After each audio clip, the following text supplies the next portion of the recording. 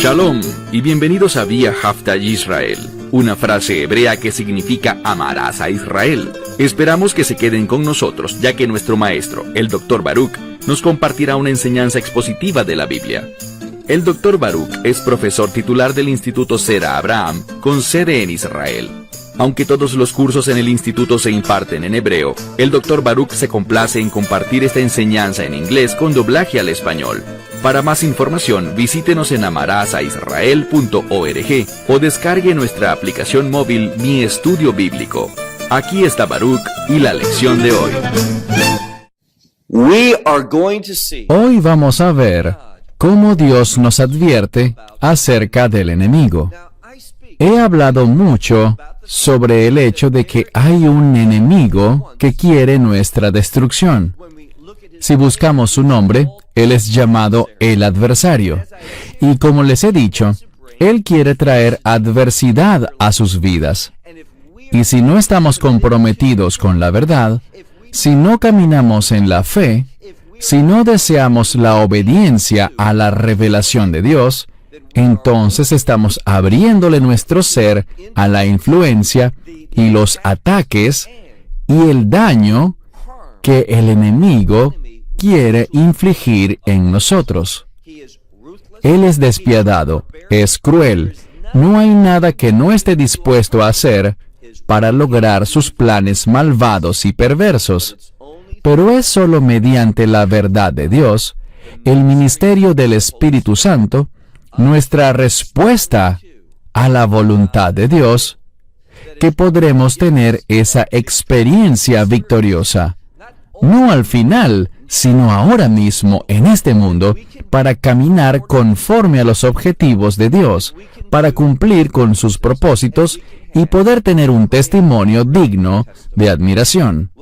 Bien, toma tu Biblia y busca conmigo 1 Timoteo capítulo 4. En este estudio, solo incluiremos los primeros 5 versículos de este cuarto capítulo. Lo terminaremos Dios mediante luego, pero quiero que nos tomemos un buen tiempo, no mucho, pero sí lo suficiente para analizar estos versículos detenidamente, lentamente, y así poder entender lo que Pablo realmente le está diciendo a Timoteo. Timoteo tenía responsabilidades. Él era un líder joven, pero no era un novato. Aunque era joven en edad, era maduro en la fe.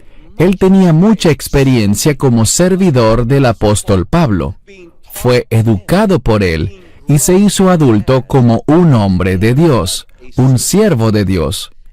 Y noten lo que Pablo le dice en el capítulo 4. Comencemos.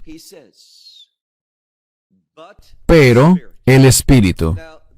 Esa primera palabra que traduje como pero es una conjunción que expresa un contraste. Una de las razones por las que sabemos que estamos empezando un nuevo capítulo es porque ahora se abordará un asunto totalmente diferente. Por tanto, si prestamos atención al lenguaje original, este nos ofrece pistas de cómo a veces los autores de una traducción hacen la división para un nuevo párrafo o un nuevo capítulo, es decir, los que designaron los capítulos y versículos, porque sabemos que históricamente las Escrituras no tenían ningún tipo de puntuación, ni siquiera tenían separaciones entre palabras. No habían capítulos ni versículos. Todo esto lo añadió el hombre para ayudarnos a dar referencias de la Escritura y darle más claridad al texto, separando las palabras de manera que las entendiésemos mejor. Aquí estamos empezando un nuevo capítulo y la razón es que se tratará un asunto nuevo. Y eso nos lo está enseñando esta primera conjunción. En varias Biblias se tradujo como ahora, y no sé por qué, ya que lo correcto es usar la palabra pero, porque se estaba hablando de una cosa y ahora se hablará de algo distinto, algo que va en otra dirección, un asunto nuevo, así que es pero. pero el Espíritu, y el término que sigue normalmente se traduce como manifiestamente, y es una palabra con la que quizá estemos familiarizados. De allí se deriva la palabra griega rema, la cual es otra de las formas para decir palabra en griego. Hay una palabra escrita, una idea, una mentalidad, y en griego se hace referencia a esto mediante una palabra griega totalmente diferente. La palabra es logos, la cual se refiere a un pensamiento, a un modelo, un plan, algo escrito. Mientras que rema es una proclamación que pone en acción lo que estaba escrito. Se toma esa lógica, ese deseo, ese modelo emanado de Dios, y se enuncia para que se haga manifiesto. Es muy similar a lo que vemos en Génesis, cuando Dios dice, Vaihi, o hágase la luz, y hubo luz. Así que estamos hablando de algo que está siendo proclamado y que se manifestará. Y eso es lo que Pablo quiere que Timoteo sepa. Sigamos leyendo. Dice, pero, y esto se refiere a que está hablando en contraste con las calificaciones del liderazgo que había hablado en el capítulo anterior. Este es un nuevo asunto. Pero el Espíritu manifiestamente dice. Esto tiene un énfasis. La palabra manifiestamente nos dice que esto es algo que debemos tener en cuenta y ante lo que debemos responder al presentarse. Y vean lo que dice, Espíritu. ¿Cuál es el propósito del Espíritu? Traer orden, el orden divino a nuestra vida. Y Pablo le estaba diciendo a Timoteo y a las congregaciones que están bajo su liderazgo, que y veremos esto en un momento, tenemos la frase, que en los tiempos finales. Esta es otra expresión referida a los últimos días. Esto habla de un tiempo de transición. Y creo que hay señales e indicadores proféticos de que estamos acercándonos a ese tiempo de transición, a los últimos días. Y hay muchas cosas que han de pasar.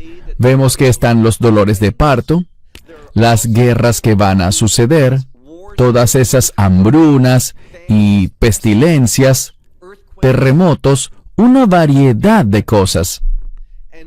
Lo que debemos entender es que todo esto es para ocasionar inestabilidad y crear confusión. Y a menos de que conozcas la verdad y que te comprometas con la verdad, vas a estar confundido y te alejarás de donde Dios quiere que estés. Eso es lo que el adversario, Satanás, quiere hacer. Él quiere usar esa inestabilidad, hacerte entrar en pánico, hacer que quieras huir y te comportes de una manera que no refleja la confianza y la verdad de la revelación de Dios, para alejarte de la provisión de Dios, de su poder, de su presencia, y hacer que fallemos en vez de que tengamos ese testimonio de santidad. Dice aquí, pero el Espíritu manifiestamente dice que en los últimos días, y luego viene un verbo, es la palabra apostemai. ¿Por qué es importante? Bien, esto significa estar de pie aparte, estar apartado. Es un término que podríamos concebirlo como una partida, una salida. Es una palabra importante y tiene implicaciones en los tiempos finales. ¿Por qué? Pablo usa esta misma palabra en 2 a los Tesalonicenses capítulo 2, pero en forma de sustantivo, no como aquí que está como un verbo.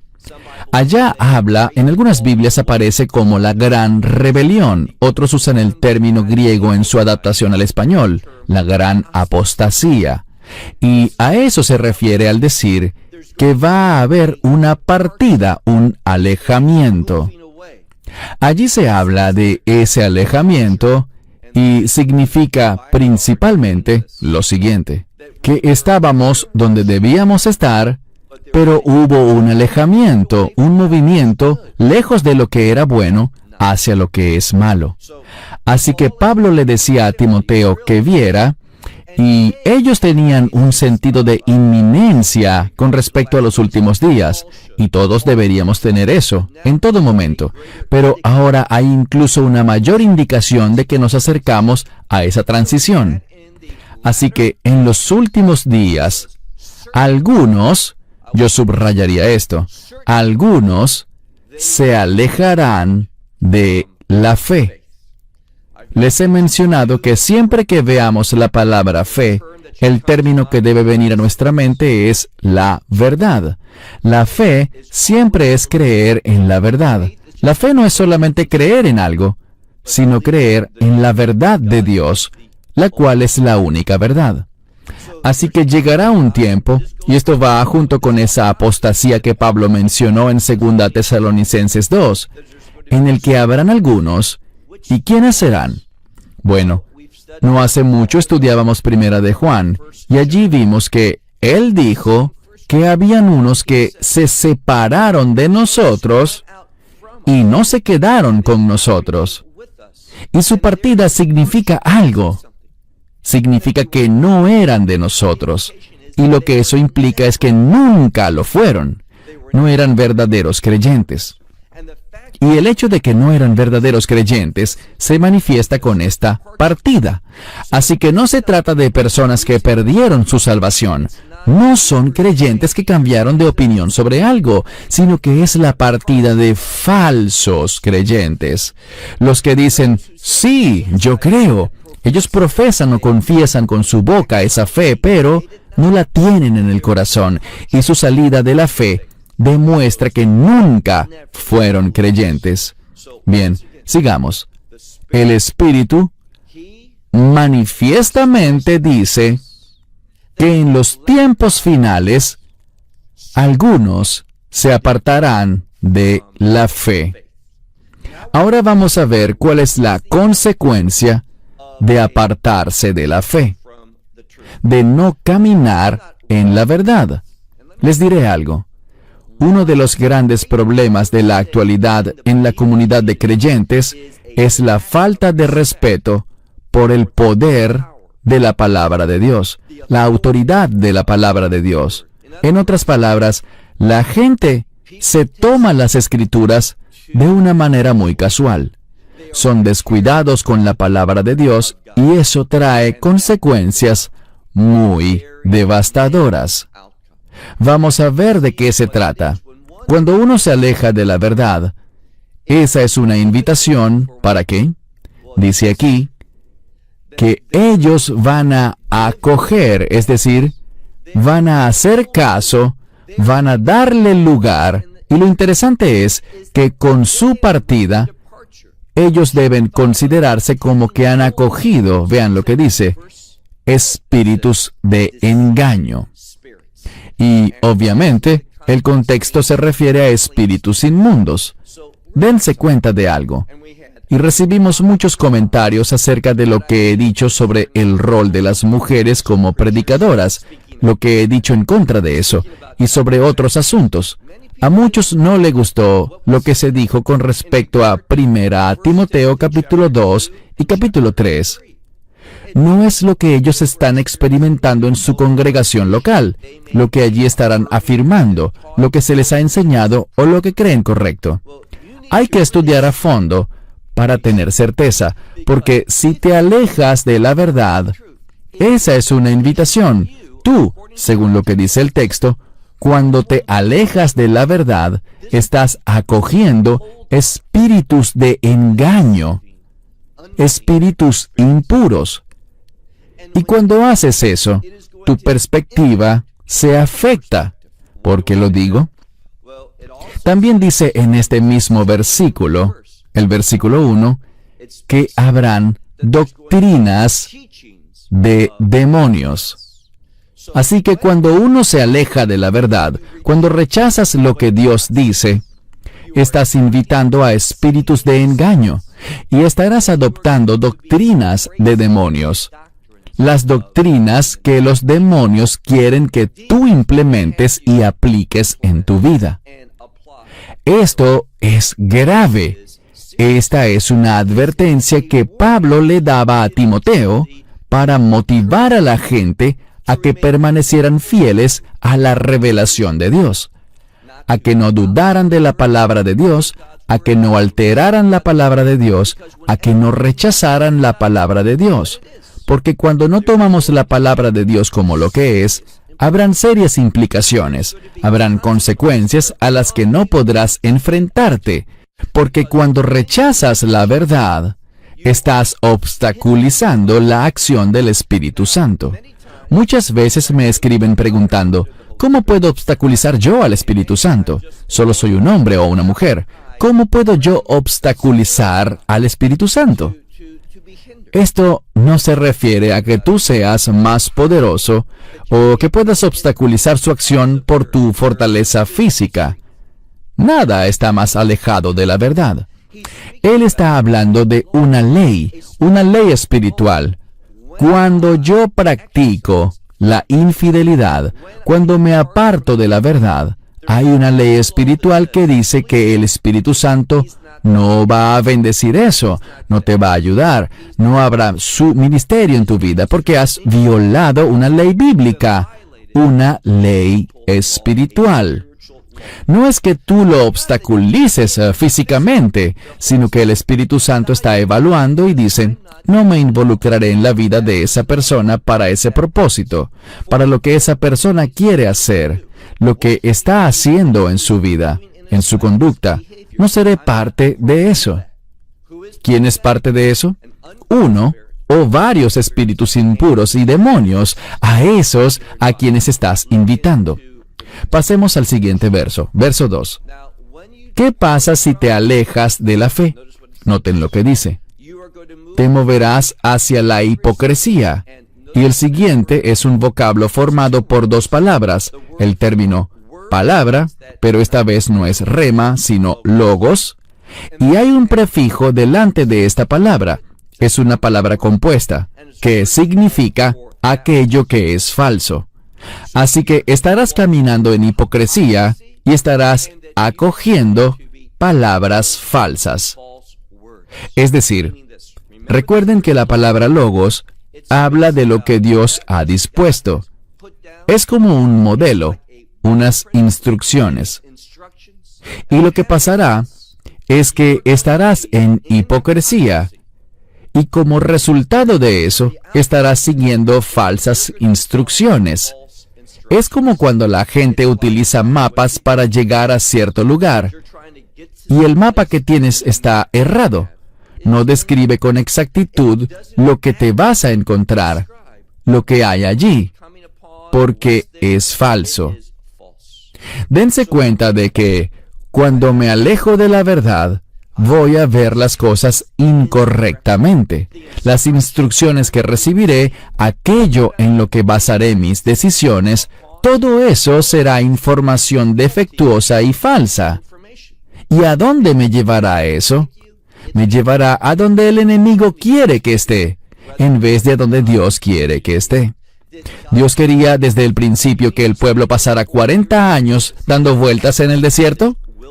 No quería eso, esa no era su voluntad, pero como ellos lo rechazaron, como ellos se alejaron de sus caminos, de su verdad, pasaron 40 años en el desierto para que esa generación falleciera y cesara de existir.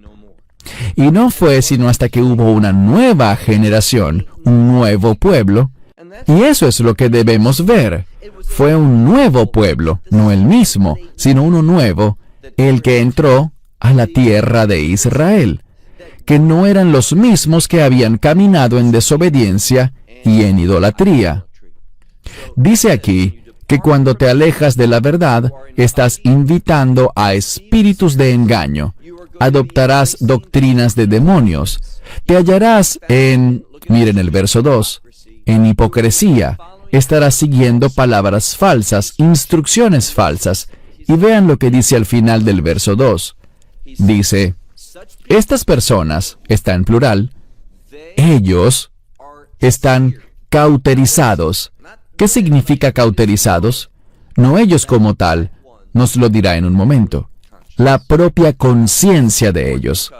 Esto es importante porque nos muestra algo.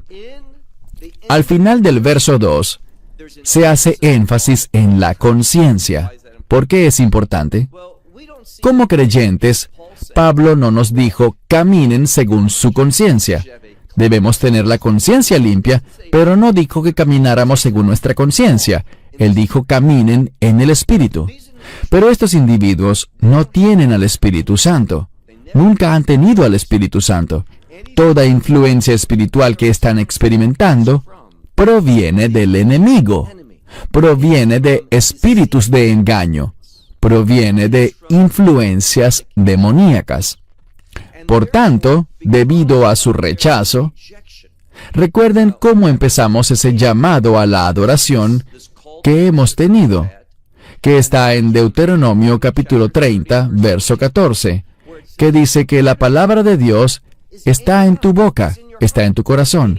En el contexto original, Moisés les leía la verdad de Dios.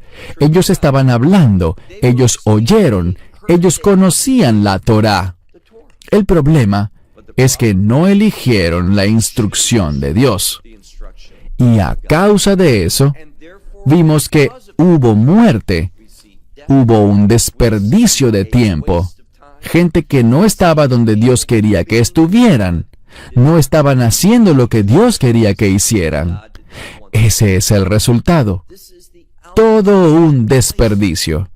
Volvamos a ese pasaje de la Escritura que dice que esos individuos tenían la conciencia cauterizada. La palabra que sale aquí es un término que se usa en el ámbito médico para una acción que se hace a una parte del cuerpo, tomando algo muy caliente como un hierro encendido o un instrumento médico que se pone encima y quema, cauteriza esa parte. ¿Y qué sucede? Ese calor destruye los nervios y esos nervios ya no pueden sentir nada. Debido a eso, podemos entender que una conciencia cauterizada ya no puede funcionar. Originalmente, Dios creó a toda la humanidad, tanto judíos como gentiles, y todos tienen una conciencia. La conciencia funciona. Esta puede entender hasta cierto punto la revelación de Dios. Puede discernir hasta cierto punto lo bueno de lo malo. Pero el Espíritu Santo en nosotros nos conduce en toda la verdad. Es un espíritu de justicia que funciona de manera superior a la conciencia. Pero estos individuos, dice aquí que tenían la conciencia cauterizada. Al ver esa palabra para estar cauterizado, hay dos aspectos importantes. Primero que todo, esto habla de un evento que sucedió en el pasado. Sigue siendo cierto en el presente y esa condición se mantendrá indefinidamente. ¿Por qué? Está en tiempo perfecto. Sus conciencias fueron cauterizadas en algún momento en el pasado, siguen estando así y seguirán cauterizadas por siempre. Lo siguiente que vemos es que esta frase aparece en voz pasiva. Eso quiere decir que no fue algo que ellos hicieron, sino que algo actuó sobre ellos desde afuera. ¿Y qué fue? Fue la influencia de esos espíritus de engaño y las doctrinas de demonios. Todo eso comienza, ¿con qué? Todo eso comienza cuando uno se aleja de la verdad. Hacer eso es muy peligroso. Cuando te alejas de la verdad, te adentras en un lugar muy peligroso. Es de eso que Pablo estaba hablando, y quería que la gente no cediera, no fuese descuidada con la palabra de Dios, sino que permaneciera en la verdad, que no se alejara de la palabra de Dios. Pasemos ahora al verso 3.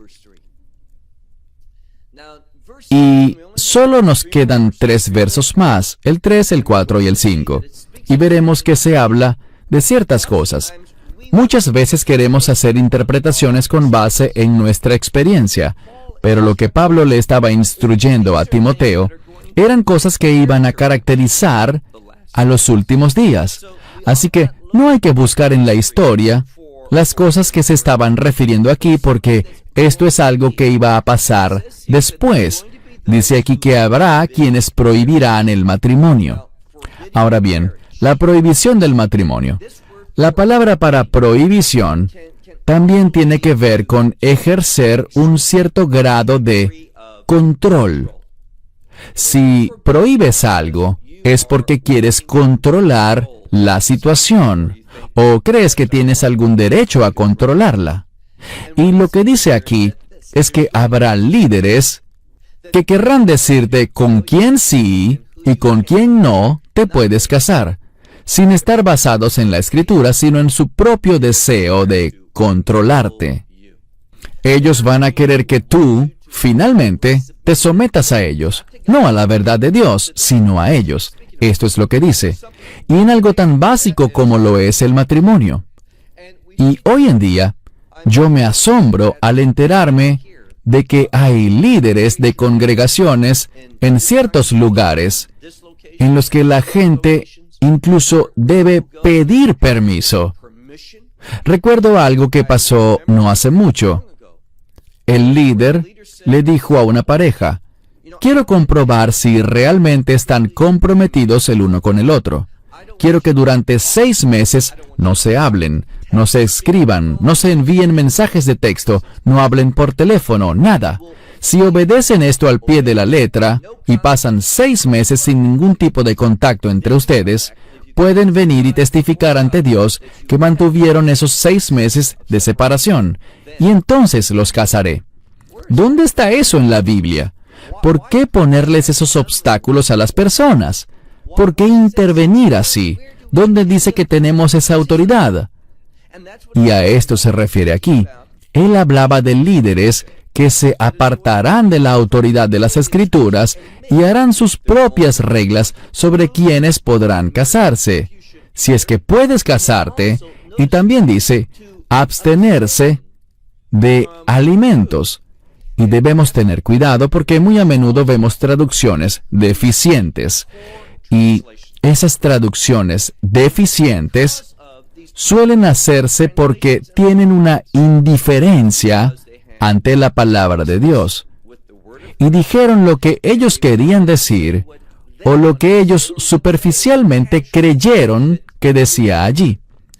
Muy a menudo los traductores recurren a su bagaje cultural para trasladar el texto bíblico hacia el idioma de destino. Voy a traducir esto de una manera muy literal. Aquí está hablando de no acoger, no recibir alimentos, así que prohíben casarse, y podría decirse que se abstendrán de alimentos que Dios creó para ser recibidos. Ahora bien, este es el problema. La gente al leer esto dice lo siguiente. Se trata de un versículo que parece decir lo siguiente, pero no es así. La gente quiere que esta escritura diga, Dios ha creado todos los alimentos para que sean recibidos por nosotros. Pero no dice eso. Si lo lees con atención, dice esto. Dios ha creado, y si tu Biblia dice para ser recibidos, eso está mal. ¿Por qué? Para ser recibidos sería un verbo, pero si revisas bien, verás que este es un adjetivo. Esto es muy importante. Segundo, está la preposición eis, que significa para, antes de ese adjetivo. Así que dice para ser recibidos. Entonces Dios creó alimentos para ser recibidos. No se refiere a todos los alimentos, sino a los alimentos que Dios creó para ser recibidos. Dios ha dicho, esto es alimento, y si vemos, por ejemplo, en Levítico y el libro de Deuteronomio, hay capítulos en los que Dios dice, esto es alimento, y esto no lo es. Esto se puede comer, y esto no.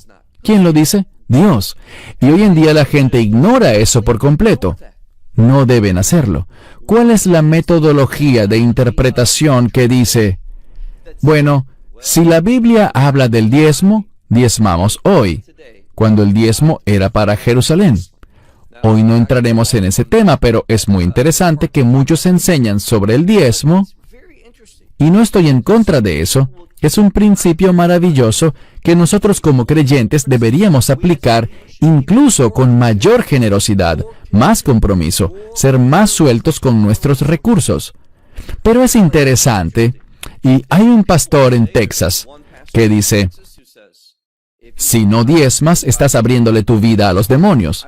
Me pregunto si también diría, pero esa misma Torá que enseña sobre el diezmo, dice que si comes un animal impuro, estás dejando que los demonios entren en tu vida. ¿Creen que predicaría ese mensaje? No lo creo. Lo que hay que buscar es que haya consistencia en el método de la interpretación de las Escrituras. Sigamos leyendo, dice aquí. Ellos prohíben alimentos que Dios, y se refiere a Dios, creó para ser recibidos. Para ser recibidos con acción de gracias. ¿Por quiénes? Por los que son fieles, por los que son creyentes y que tienen conocimiento de la verdad. De nuevo, aquí hay algo importante. Vemos el término creyentes y también el término verdad. Los creyentes tienen conocimiento de la verdad. ¿Y cuál es la verdad? La palabra de Dios, la revelación de Dios, las Escrituras. Así que él estaba diciendo que nosotros no debemos rechazar alimentos que Dios ha creado y su palabra, su verdad lo respalda, para ser recibidos con acción de gracias, no rechazados. Y hoy vemos que hay tanto énfasis en que no se puede comer tal cosa, que esto no es sano, esto no es bueno. Les diré algo, nuestros cuerpos funcionan de manera maravillosa. Y muchas veces nos preocupamos mucho acerca de lo que podemos comer o lo que no podemos comer, si tal alimento es bueno o saludable. Si tuviéramos ese mismo compromiso, esa misma preocupación por lo que deberíamos hacer o no espiritualmente, cómo deberíamos ordenar nuestra vida, prestarle atención a la palabra de Dios, estaríamos mucho más saludables, tanto espiritual como físicamente, si tan solo tuviéramos ese mismo compromiso con la palabra de Dios y con sus caminos. Leamos ahora el verso 4. Porque toda la creación de Dios es buena. ¿Qué significa eso? Significa que todo lo que Dios ha hecho tiene un propósito. La palabra bueno significa aquello que es conforme a su voluntad. Para todo lo que Dios ha creado, Él tiene una voluntad respecto a eso. Hay algo que Él quiere hacer con eso, hay un propósito. Ahora, si ustedes le preguntan, por ejemplo, a un rabino, ¿para qué Dios creó animales que son impuros? Es para que podamos tomar decisiones sabias, para que podamos tomar decisiones que testifiquen que le pertenecemos a Él. La gente dice, ¿por qué no haces esto? Hay un pasaje de la Biblia que dice, a ellos les parece extraño que ustedes ya no corran con ellos, como lo hace el resto del mundo, que ustedes tomen una decisión que sea distinta. ¿Y por qué la tomas? Debido a tu fe. Así que esos animales impuros tienen un propósito. Están allí para que podamos demostrar discernimiento, demostrar nuestra obediencia a Dios, que podamos mostrar que somos personas que se someten a sus instrucciones. Dice aquí, porque toda la creación de Dios es buena y nada, dice aquí, nada debería ser, noten lo que dice, nada debería ser rechazado. ¿Por qué? Con acción de gracias ha de ser recibido. Así que no lo rechacen. Dice aquí que deben recibirlo con acción de gracias. Y luego nos dice cómo. ¿Cómo hacemos eso? ¿Se refería aquí a todo? si el asunto, es decir, si el tema finalizara en el verso 4, podríamos sacar esa conclusión, pero vemos algo aquí. Verso 5. El verso 5 es una continuación que explica lo anterior. ¿Cómo sé que es una continuación y una explicación? Bien, si se fijan, tenemos una partícula muy importante, la palabra griega gar. Gar se suele traducir como porque, y su función es esta. Luego de decir algo, esa palabra griega gar identifica que se hará otra afirmación que está relacionada con lo que se acaba de decir. Así que el asunto no ha finalizado en el verso 4. La idea continúa. Sigamos leyendo. Dice, porque toda la creación de Dios es buena. Y nada es, esta palabra que viene significa rechazado, sino que más bien es recibido con acción de gracias. Porque, fíjense en lo que dice, último verso de hoy, el 5. Porque es santificado. Esto está en voz pasiva, es decir, que algo causa que sea santificado. ¿Cuál es el concepto de santificado? Santificado tiene que ver con santidad. De hecho, la palabra santo aparece en la palabra santificación. Es el proceso de volverse santo.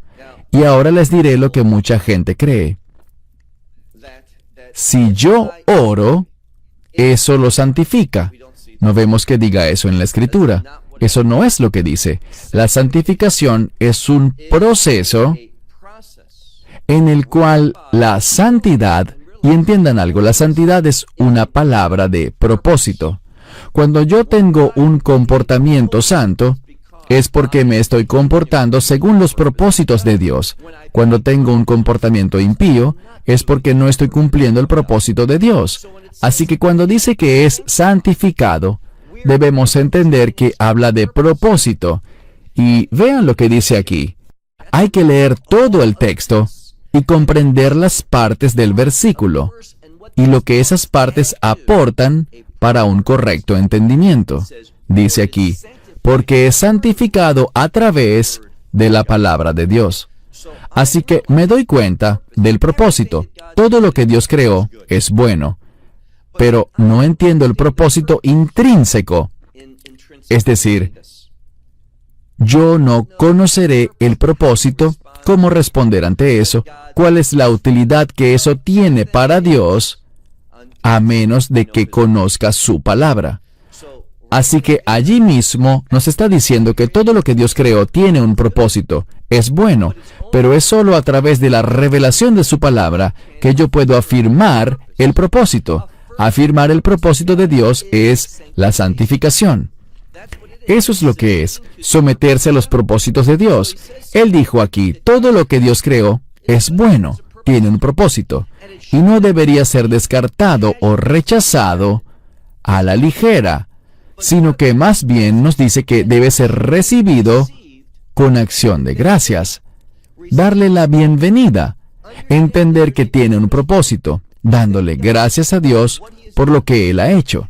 Y luego nos dice, porque esa cosa, lo que debes hacer con ella, su propósito, es revelado, es santificado por la palabra de Dios y por la oración. Es decir, es necesario que yo aborde la palabra de Dios, su revelación, en oración.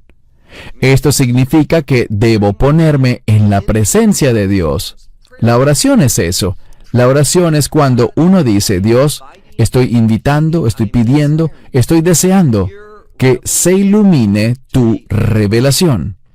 Verán, la oración no es solamente que yo me ponga a decirle a Dios lo que yo quiero, lo que deseo, lo que quiero que Él haga. Eso no es orar. Puedes decirle a Dios tus súplicas, pero una parte muy importante de la oración es escuchar a Dios. Así que nos encontramos con su palabra y también queremos su iluminación. ¿Por qué? Para saber cómo responder ante algo determinado, sea lo que sea. Ahora bien, los alimentos, y concluiré con esto. Los alimentos son algo que manejamos todo el tiempo. 3 veces al día, desayuno, almuerzo y cena. Algunos bocadillos entre comidas y esas cosas. Pero los alimentos, lo que comemos y bebemos, es algo constante durante el día. Y una de las razones por las que Dios nos da instrucciones, las leyes alimentarias, es porque eso nos acompaña durante todo el día, toda la semana, todo el mes. En otras palabras, por toda la vida. Y esas leyes alimentarias nos indican algo. Del mismo modo que lo vemos con respecto al matrimonio y la intimidad dentro del matrimonio, hay reglas que Dios ha establecido sobre cuándo podemos tener intimidad y cuándo no. No analizaremos eso ahora, porque no es el tema al cual estamos refiriéndonos, pero hay veces en las que Dios prohíbe que el marido y la mujer se unan. Sabemos que está ese tiempo habitual de separación, y otro es para la oración. Eso es lo que Pablo dijo en el Nuevo Testamento. Pero los alimentos nos enseñan a diario, varias veces al día, a ejercitar y tomar decisiones según las instrucciones de Dios. Así que, cuando vemos las kashrut, las leyes alimentarias, no solo están allí para nuestra salud física. ¿Este alimento es bueno? ¿Es saludable? En su mayoría, las leyes alimentarias no hablan de la salud física, sino de la salud espiritual. Ellas me recuerdan, cada vez que abro la boca para beber algo o alimentarme, que Dios es el que toma mis decisiones, que me someto a sus instrucciones, que yo ordeno mi vida en base a lo que Él ha dicho, y le doy las gracias, y lo alabo, y oro buscando su influencia en mi vida, su consejo, para no alejarme de la verdad. ¿Por qué razón? Espero que lo sepan a estas alturas.